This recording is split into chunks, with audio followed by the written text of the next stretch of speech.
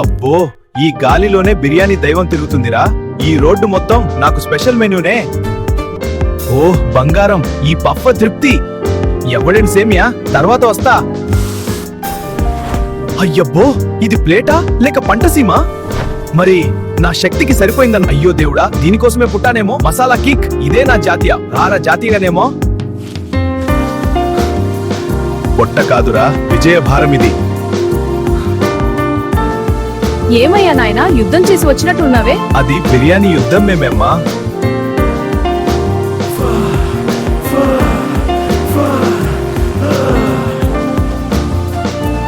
ఓ, ఇది రామాయణ పిత్తు, ఇది మహాభారత పిత్తు, మూడోది బ్లాక్ బస్టర్ పిత్తురా.